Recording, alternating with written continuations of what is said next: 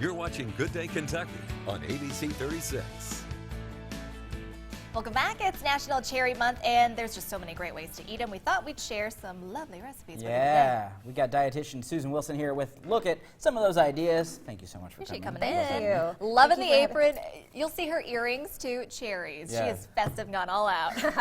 Thank you. Well, dietitians do love food. I love it. Love it. It's perfect. We do too.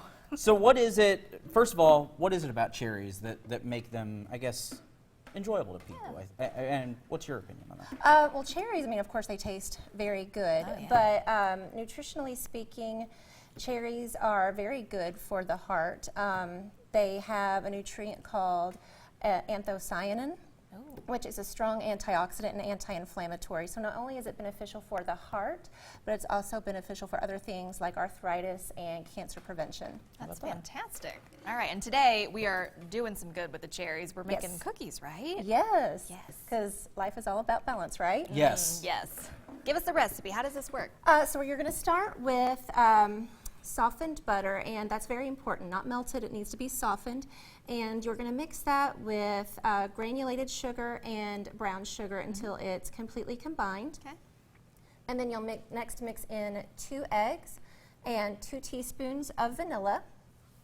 And you're going to kind of let that just hang out while you come over and mix your dry ingredients. So it's going to be 2 1/4 cups of flour. And you'll notice that my flour is just a little brown. Yeah, I was going to say, what It are does- those little specks? It doesn't mean it's gone bad. Okay. So the recipe calls for all-purpose flour, but being the dietitian that I am, I've swapped it out for whole wheat flour.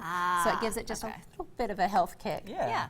So you're going to mix 2 1/4 cups of this, 1 teaspoon of baking soda, 1 teaspoon of cornstarch, a 1/4 teaspoon of salt, and a 1/4 teaspoon of baking powder. Okay. Mix that all together with a whisk and a bowl, and you're going to very slowly add this to your wet mixture. You can use either a hand mixture or a standing mixer until thoroughly combined.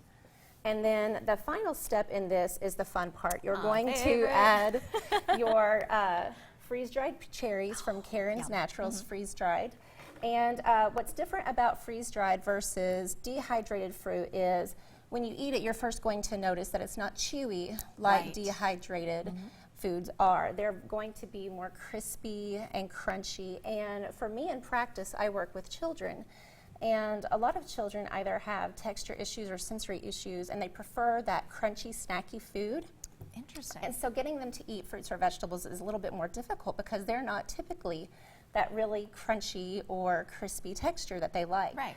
So freeze-dried fruits and vegetables are an easy way for parents to get those children who have those preferences to eat fruits and vegetables. I think the same applies to me. That's a great idea too, because I remember with my girls, we would just give them like cereal or whatever, you know, to snack on. But yeah, get and them so their then they're fruits. yeah, exactly. And so they get all of the nutritional value from the fruit because when you freeze dry them, it does retain that nutritional value that the food has. Yes, and it also retains a lot of the natural flavors. So with dehydrated fruits, they tend to be a lot sweeter. They have a lot more sugar in them. With the freeze-dried, they retain a lot more of that natural flavor. And what's good about this brand is that they don't add a whole lot of additives to it, like preservatives or sweeteners. Yeah, we want to be able to read and understand what's on the All the ingredients. Yes, Okay, we've been staring at the cookies literally since you came in. salad. yes, Can I have one? absolutely. I made these last night. All right. We're Thank going to you. grab one. These are These thick are cookies. big. Okay. And the recipe also calls for semi-sweet chocolate, but just to give them a little bit more of an antioxidant boost. And because I love dark chocolate, I use dark chocolate instead. Yep. These are fantastic. Pass the test?